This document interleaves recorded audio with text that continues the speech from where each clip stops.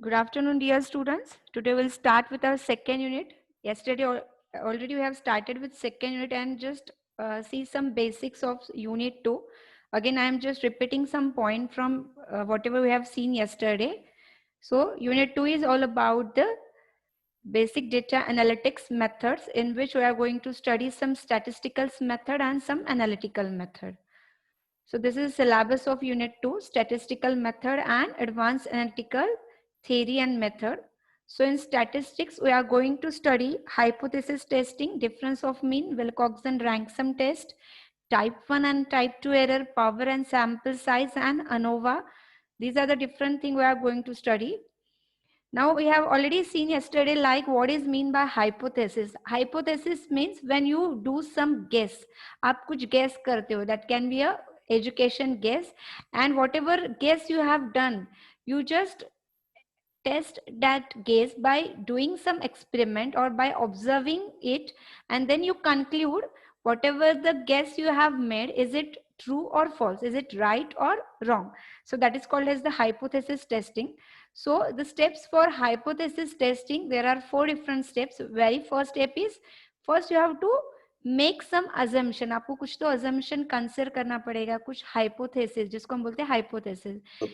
So you have to just consider some hypothesis about a population parameter. Okay, so real world में जो भी है उसके बारे में आप कोई तो एक चीज का क्या करोगे, you will do some assumption. Okay, then next, for testing whatever you have consider, आपने जो सोचा है उसको टेस्ट करना है वो ट्रू है या फॉल्स है. तो उसके लिए आपको जो सैंपल डेटा चाहिए, जो डेटा चाहिए, that you will collect the sample data. Then you will calculate a sample statistics, and last is then you will going to evaluate the hypothesis.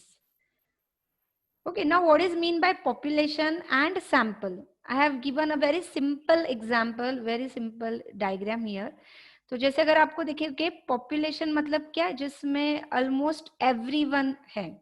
Okay, जैसे अगर हमने बोला कि लाइक एग्जांपल कि अभी जो रिजल्ट सपोज डिक्लेयर होगा, okay, तो वो रिजल्ट में कितना परसेंट पासिंग आएगा, कितना परसेंट सपोज फेल होगा, या फिर how many student will get distinction etcetera. So in that the population will be the whole class जिसके ऊपर हम ये टेस्ट परफॉर्म करने वाले, that is called as the population, whole class. Okay, but sample means उसमें से कुछ particular student का रिजल्ट हमने एक्चुअली चेक किया. So that will be the sample, that is called as the sample. So sometime whenever you want to perform some test on a population, that time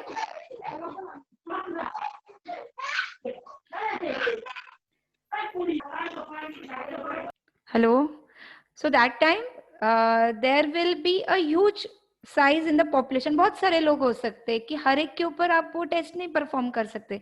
आपको एक check करना है कि एक कोई मूवी आया है, वो मूवी सबको अच्छा लगा है कि नहीं. You are not going to go each and every one and going to ask each and every one just rate that movie, right.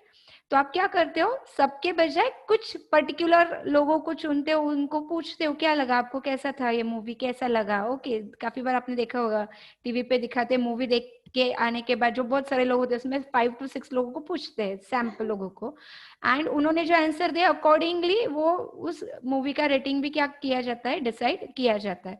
So likewise population means everyone which will be involved for that test, but sample means you are just selecting some few members to actually test or to conduct the test. That is a population and sample.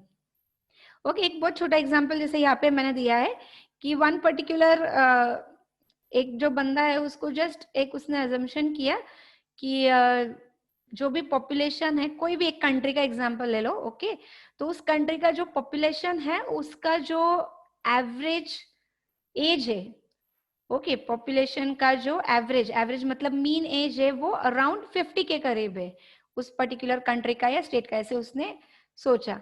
Okay, तो अभी सबकी as वो consider नहीं किया, उसने क्या किया, कुछ तो सैंपल 2 या 3 या अभी यहाँ पे 6-7 है इसके लिए उसमें से 2 लिए. जब व्हेन इट वाज 50,000 और 50 lakh, you will collect 10,000, 20,000, 1 lakh data or 1 lakh sample from that huge amount of data. Okay, and then you will just calculate the mean of the sample that you have taken.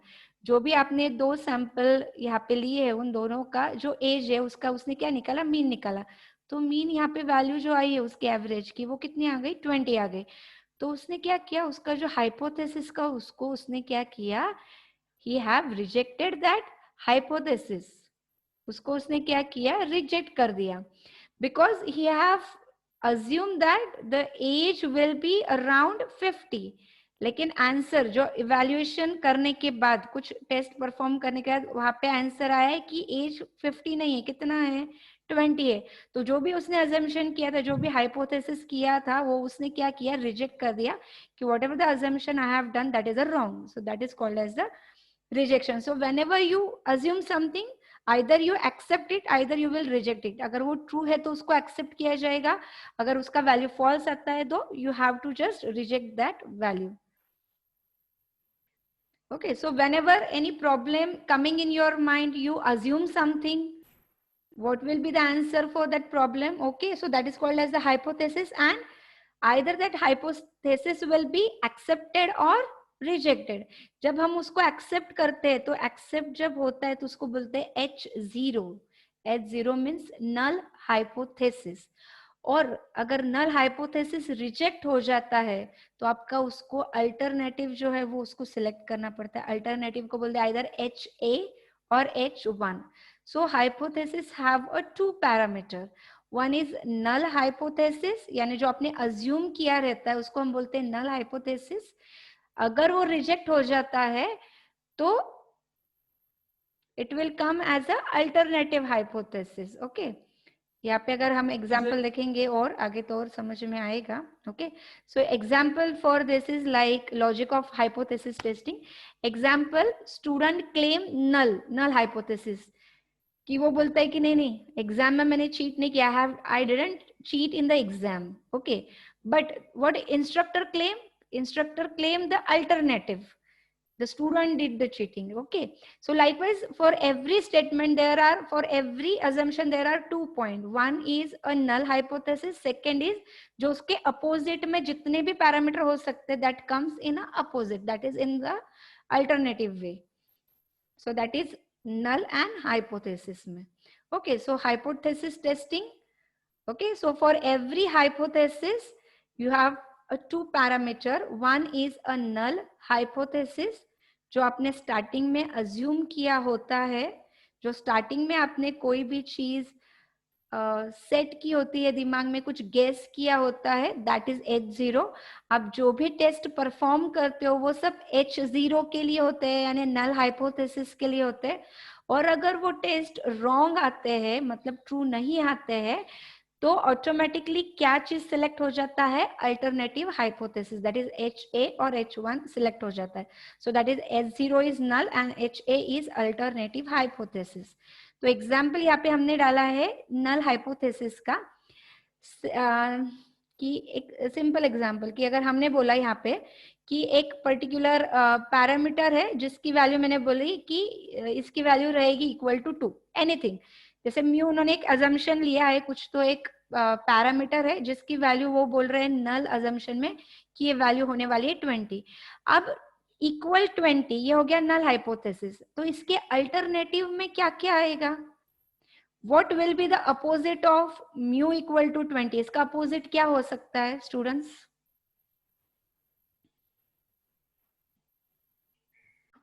yes, it's hello, right बोल रहे थे आप, कौन? yes ma'am, is not equal to 20 और other value. Very good. इसका opposite होगा it is not going to equal to 20. That can be one case. और another case क्या होगा, नॉट इक्वल है, या इसको हम क्या बोल सकते हैं, it can be greater than 20 और it can be less than 20 likewise.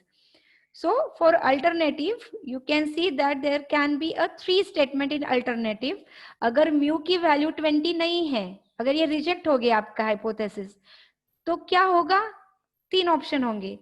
Not equal है, इसका मतलब आइदर वो ग्रेटर देन 20 होगा और it can be a less than 20. So this is called as a two different statement, null and alternative hypothesis. Okay, so in hypothesis testing, basic concept is to form an assertion. Assertion मतलब assumption.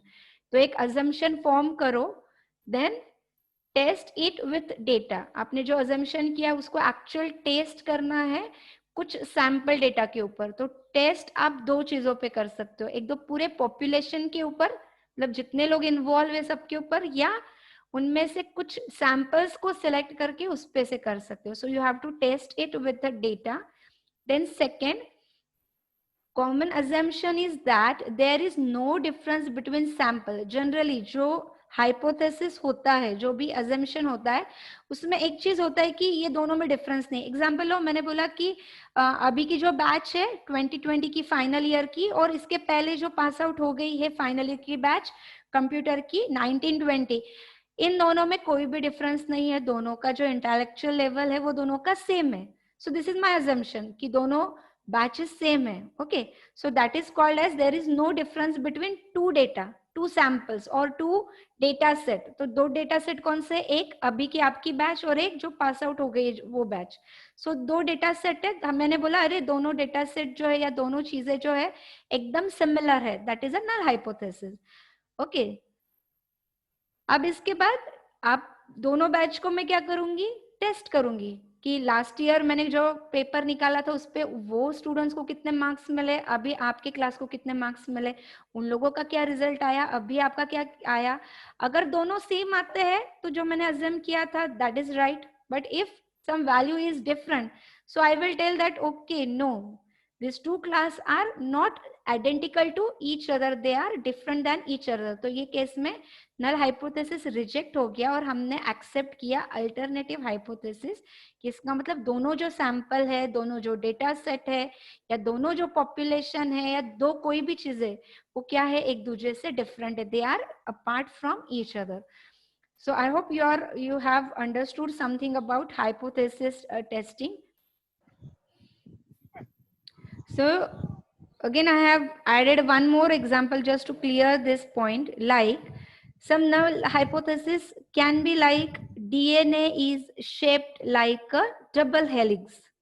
कि DNA का जो shape होता है वो क्या होता है, डबल हेलिक्स होता है. ये सबको पता है कि हाँ ये वैसा ही होता है. ओके, जैसे काफी ईयर्स पहले एक रिसर्चर ने सब बोलते थे कि अरे अर्थ जो है राउंड है. Okay, so that is a null hypothesis. But एक बंदे ने बोला कि नहीं, this is not a round, ये क्या है, इक्लिप्स के फॉर्म में है.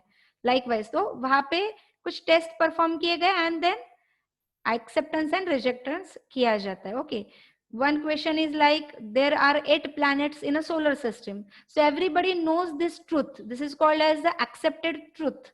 Okay, and if anyone want to challenge this truth, he have to test some statistics, some data, and he has to prove either the statement would be right or it can be false. So likewise we have already seen assumption जो होता है उसको हम H0 बोलते हैं, that is null. और उसके opposite जो होता है, जब नल हाइपोथेसिस रिजेक्ट होता है तो उसका अल्टरनेट चूज किया जाता है, HA और H1, उसको हम बोलते हैं alternative hypothesis. So this is all about what is mean by hypothesis and how to test hypothesis and how to select either null or alternative. ये बेसिक हो गया. Now second is difference of mean which is required. जो भी आपने statement बनाया hypothesis में, उसको मैंने बताया कि आपको डेटा सेट पे टेस्ट करना है. सो टेस्ट करने के लिए generally the data is in a mathematical form. So if your data is in a mathematical form, what ever you have collected, so you can perform a different test, but for every test the 3 parameters or 3 calculation is need to be understood by you, all of you. I think so ये थोड़ा बहुत आपको 11th 12th या first year में कुछ इसमें का part हुआ रहेगा, but I am just taking a revision of this.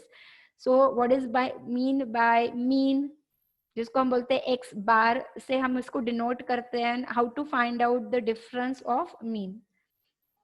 So here for any test that you want to perform in hypothesis, t test होता है, Wilcoxon ransom test होता है, student t test होता है. So हर एक के लिए जो 3 चीजें लगती है, that is how to calculate mean, variance and standard deviation.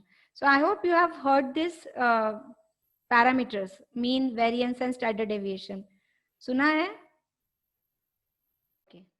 So mean means when you are calculating the average, आपको जो भी डेटा दिया गया है, whatever data you are having with you, you are finding the average of that data. Now average is denoted by two terms. So first term is called as the mu. Okay, mu. This you will use, this symbol is going to be used if you are working with whole data, when you are working with the population. तो अगर पूरा के पूरा data अगर आपने consider किया और पूरा डेटा का अगर आप एवरेज निकाल रहे हो, मीन निकाल रहे हो, तो उसको डिनोट करते हैं म्यू से. और अगर आपने पूरा डेटा के बजाय सैंपल डेटा पे काम कर रहे हो, तो उस सैंपल डेटा को जनरली डिनोट किया जाता है एक्स बार से. तो काफी बार आप देखोगे म्यू बहुत कम टाइम यूज होता है. Maximum time x bar is used to denote the mean. Mean means when you are finding some average of the thing. Then second is variance. So variance is if you are calculating or finding the variance on population, it is denoted by sigma square. And if you are performing the variance, finding the variance on sample, then it is denoted by s square. So these are again the two different things. Then next is standard deviation. Again, standard deviation is denoted by two different things. If you are working, finding the standard deviation for population, it is denoted by sigma x or sigma. And if you are finding it for sample, then it is sx or s. Okay. Had you just find out some similarity between variance and standard deviation? दोनों के फॉर्मूले में क्या relation आपको समझ में आ रहा है यहाँ पे?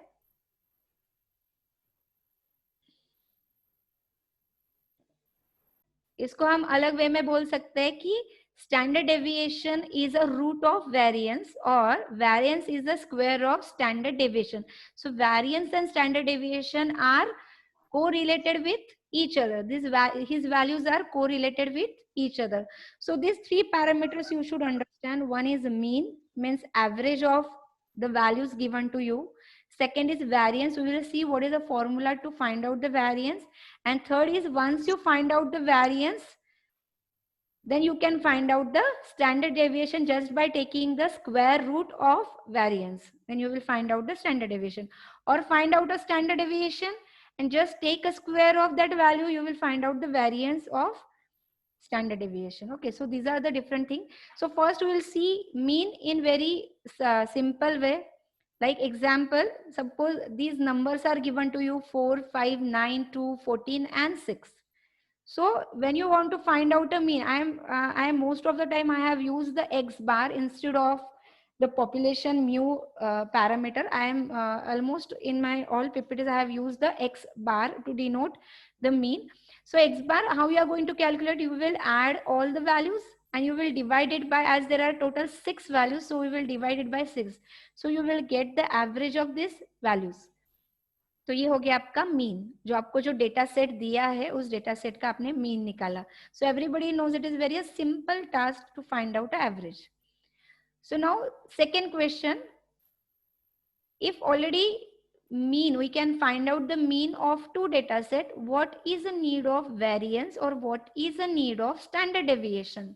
ये क्यों चाहिए हमको? अगर हम एवरेज निकाल सकते हैं, एवरेज से हम बता सकते हैं कि दोनों की जो वैल्यू है, दोनों में कितना डिफरेंस है, तो हमको वेरिएंस की या स्टैंडर्ड डेविएशन की जरूरत क्या है? तो एक छोटा एग्जांपल बताती हूँ जिससे आपको ये क्लियर हो जाएगा. Okay, suppose we have 2 students with us और दोनों स्टूडेंट्स के कुछ 5 सब्जेक्ट के मार्क्स है हमारे पास और वो पांचों सब्जेक्ट के मार्क्स का हमने एवरेज निकाला है. ओके, तो स्टूडेंट ए है, कोई एक फर्स्ट स्टूडेंट है ए स्टूडेंट, उसके जितने भी मार्क्स है 5 सब्जेक्ट के, उन सबका हमने जब एवरेज निकाला, we found out the average is 70%. Again, we have taken a second student, student B, and we have just calculated the average of second student, and again we have got the same value, that is a 70%. So just by seeing the 70% for student A and B, can I comment that both student intellectual level is same? दोनों student same है क्योंकि दोनों का average marks जो है वो same है. क्या हम ये बोल सकते हैं क्या कि दोनों स्टूडेंट सिमिलर है? यस और नो? No, ma'am. नो, भले ही दोनों के एवरेज मार्क्स सेम है, but we can not say that कि दोनों स्टूडेंट के सब सब्जेक्ट के मार्क्स सेम ही होंगे या दोनों का इंटेलेक्चुअल लेवल सेम होगा. We can not say that. Okay, why? I am just giving example. Student A जो है उसके मार्क्स अगर आप देखोगे, it is categorize for 5 subject is 30, 50, 70, 100 and 100. और इन सबका जब हमने एवरेज निकाला तब वो 70% आया. But if I am taking the marks of student B is having the same marks in all 5 subjects. So what I can say by seeing these two values, I can say that student B is more consistent in every subject. He is getting the same marks in every subject. Her subject में उसका performance similar है. But if I talk about a student A, his performance is not same in every subject. For some subject he is very scholar, getting 100 on 100, but for some subject he has failed because 30 marks, or very average, that is 50 marks. So the intellectual level of the both student is not same. लेकिन आप इसको ऐसे represent directly नहीं कर सकते. यहाँ पे अभी हमने सिर्फ 2 स्टूडेंट के बारे में बताया. If I give you the 100 student, और if we have to take a 2 student but last 10 years का उसका रिकॉर्ड हम ले रहे हैं. Okay, so it's very difficult just by seeing a number and to predicting the things कि A student scholar है, B नहीं है, B scholar है, A नहीं है. Okay, so we require some mathematical formula which will give you a proper answer, which is a more consistent student in studies and who is not more consistent student in a study. Likewise, जो भी हम test करना चाहते हैं. Okay, so to find out these two data sets are identical or not, or which one is more better than another, so you require a test which is called as the variance or standard deviation. दोनों में से कोई भी एक आप इस पे perform कर सकते हो, जिससे आप ये डेटा को न्यूमेरिकली रिप्रेजेंट कर सकते हो प्रॉपर वे में to predict the things. Okay. So now how to calculate the variance? So there is a formula to calculate the variance, जिसमें हम अगर आप देखोगे difference of the values of mean, बहुत easy है formula याद रखने के लिए. Here n indicates the total number of values. जो आपको एक डेटा सेट दिया गया, जैसे हमने बोला कि A स्टूडेंट के कितने सब्जेक्ट के मार्क्स थे हमारे पास, 5 सब्जेक्ट. सो टोटल वैल्यूज कितने हैं एक डेटा सेट में, 5 मीन्स n मतलब क्या होता है, two total values given in a data set. Then x bar is you are calculating the average of that value. So average को हम बोलते हैं मीन, x बार. और x मतलब हर एक इंडिविजुअल वैल्यू. तो हर इंडिविजुअल वैल्यू हम उसके एवरेज से माइनस करते हैं, और ये जितना भी आंसर आया है उसका summation. So this is a symbol for summation. We are just adding all the value, and whatever the value is coming, we are dividing that value with the total number of values given in a data set. हम example देखेंगे आगे तो और clear हो जाएगा what I want to say. Now this formula is again a 2 different formulas. One is if you have a population, तो आप इसको use करोगे sigma square से, and if you have a you are performing a variance for a sample data, तो उसको s square से denote किया जाता है फॉर्मूले को. ओके, सो जो हमारा एग्जांपल था स्टूडेंट ए और स्टूडेंट बी का, इसका वेरिएंस हमको कैसे कैलकुलेट करना है. सो सी हियर वेरिएंस मतलब, वेरिएंस का अगर आप फॉर्मूला देखोगे तो फॉर्मूले में हमने क्या किया है, every value we have to minus with its average value, और उसका हमको क्या करना है, स्क्वायर, और फिर उसका समेशन करना है. मतलब हमको पहले इन दोनों का डिफरेंस निकालना पड़ेगा, और जो डिफरेंस आएगा उसका स्क्वायर निकालना पड़ेगा. सो इसके लिए मैंने यहाँ पे क्या किया, I have just prepared one table जिसमें मैंने स्टूडेंट ए जो है उसके स्कोर लिख दिए है 5 सब्जेक्ट के. अब जितना उसका एवरेज आया है, जैसे टोटल जो आया है दैट इज 350, और टोटल सब्जेक्ट्स आर 5, तो हमारा एवरेज जो आया है उसका उस स्टूडेंट का कितना है, 70. सो 70 इज अ एक्स बार की वैल्यू है. और अब हम क्या करेंगे, स्टूडेंट की हर सब्जेक्ट की वैल्यू उसके एवरेज वैल्यू से माइनस करेंगे. So next will be we have minused every value from its mean value, that means from 70.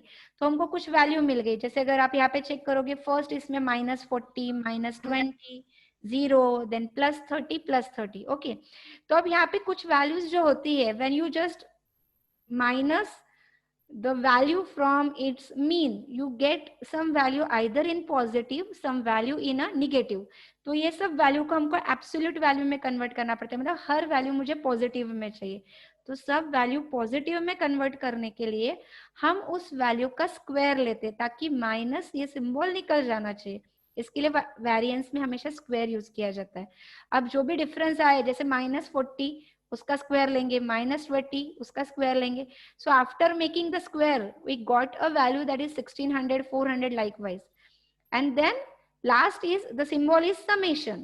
जो भी हमने x minus x bar square किया है उसका क्या करना पड़ता है, हमको summation करना पड़ता है। So we have just added that value that is 3800 और उसको हम divide करते हैं n से। So n means the total number of values. तो total value जो है 5 सब्जेक्ट की है। सो जो भी हमारा वेरिएंस आया है, समेशन आया, उसको डिवाइड किया हमने 5 से। सो वैल्यू आ गई हमारी 760। Okay, so 760 that means it is a this much percentage of variance in the marks of student A. So same we have calculated for student B. So student B के लिए अगर आप देखोगे that the marks for student B are same for every subject. We have seen that for every subject the marks are 70. Okay, और इसका भी क्या आया है, average 350. So 350 divided by 5 again value comes is a 70. तो इसके लिए हमने हर वैल्यू को उसके मीन वैल्यू यानी 70 से क्या किया, माइनस किया, तो हर वैल्यू क्या आ गई, 0 आ गई है। यहाँ पे हर एक का हमने स्क्वायर निकाला, स्क्वायर भी 0 आ गया है। तो टोटल एडिशन जब मैं निकाला 0 आया। सो 0 is again divided with total number of data set, that is total number of values which are 5. तो यहाँ पे वैल्यू क्या आई है, 0। तो यहाँ पे हमको ये समझ में आता है कि जो स्टूडेंट बी है उसका जो हर सब्जेक्ट का इंटेलेक्चुअल लेवल का वेरिएंस है वो 0 है, मतलब हर सब्जेक्ट में वो क्या है, बहुत ज्यादा सिमिलर है। लेकिन वही स्टूडेंट ए के लिए वेरिएंस की वैल्यू बहुत हाई थी। वेरिएंस की वैल्यू जितनी हाई, इसका मतलब उसकी कंसिस्टेंसी उतनी ही कम होती है। जितनी वेरिएंस की वैल्यू कम 0 की तरफ जाती है, जितनी कम होती है, इसका मतलब वो डेटा सेट या वो स्टूडेंट या फिर व्हाटएवर जिसके ऊपर आप टेस्ट ले रहे हो, उसकी कंसिस्टेंसी उस सब्जेक्ट के लिए या उस चीज के लिए बहुत ज्यादा अच्छी है। So using which you can find out the consistency of particular two different data set. और एक मैंने एग्जांपल लिया है, अगर किसी को फिर भी नहीं समझ में आया होगा, कि यहाँ पे हमने दो ड्राइवर है। ओके, तो दो ड्राइवर जो है उनका हमने एक कंसिस्टेंसी लेवल के लिए हमने चेक किया था कि यहाँ पे जो है उसको दोनों ड्राइवर को हमने 5 ड्राइव्स जो थे 5 टेस्ट ड्राइव्स दिए थे, जिसमें हमने उनका जो रिटर्न आने का जो टाइम है, एक पर्टिकुलर एक डिस्टेंस उसको दिया था, वो डिस्टेंस तक जाके उसको रिटर्न आना था। ओके, सो कितने टाइम लिमिट में उसने वो 5 ड्राइव्स जो है कितने टाइम लिमिट में कंप्लीट किया। Driver 1 is Mark and driver 2 is Myra. So here are some values given कि मार्क जो है उसने 5 ड्राइव्स सेम रूट पे जो कंप्लीट किए हैं। So he have completed the first drive in 28 minutes, second in 22 minutes, 21, 26, 18, and second one is 27, 27, 28, 6 and 27. Okay, now we have to find out which driver is more consistent. कौन सा driver है जिसका speed जो है वो बहुत consistent है, हमको फाइंड आउट करना है। Okay, by seeing the two value you can explain, you can tell, because these are only 5 values, but if you have given the 1000 values, अगर दो ड्राइवर जो है उसके 1000 ड्राइव्स के वैल्यूज देंगे तो it's very difficult to find out. तब आप सिर्फ देख के नहीं बता सकते हो, you require some mathematical calculation. तो यही चीज हम कैसे करेंगे। सो एग्जांपल अभी यहाँ पे हमने दिया है कि जो फर्स्ट ड्राइवर है उसकी हमने जितने भी ड्राइव्स के वैल्यू थे वो लिख दिए, उसका टोटल एडिशन किया, एडिशन इज 115 और उसको डिवाइड बाय 5 किया तो वैल्यू आ गई 23। सो इसका जो मीन है वो मीन आ गया 23।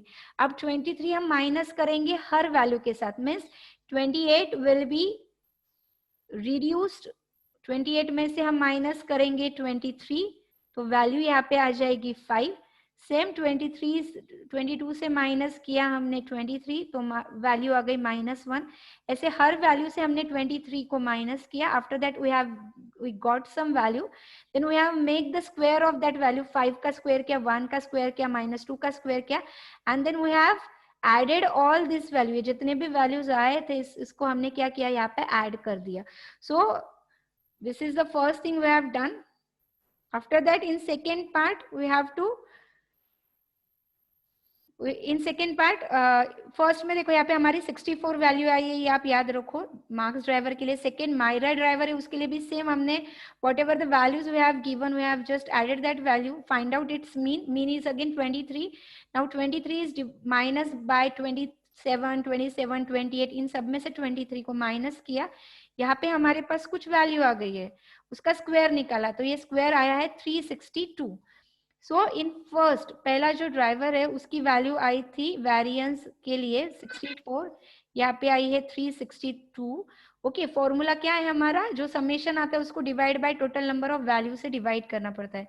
दोनों वैल्यू को हमने 5 से डिवाइड किया, तो मार्क्स के लिए जो वैल्यू आई है, मार्क्स की वेरिएंस जो आई है दैट इज 12.8, एंड मायरा का जो वेरिएंस आया दैट इज 72.4। तो हमने देखा कि जितना वेरिएंस ज्यादा उतनी उसकी कंसिस्टेंसी लो, और जितना वेरिएंस कम उतनी उसकी कंसिस्टेंसी ज्यादा होती है। So just by considering this value we can say that the marks variance is very less than Myra। तो वेरिएंस कम है, इसका मतलब वो मोर कंसिस्टेंट ड्राइवर है, बहुत अच्छा ड्राइवर है। So that is a example we can use. तो यहाँ पे अभी हम क्या करते हैं, ये टॉपिक यहाँ पे एंड करते हैं, अगला टॉपिक हम बाद में देखेंगे। अभी हम पहले अटेंडेंस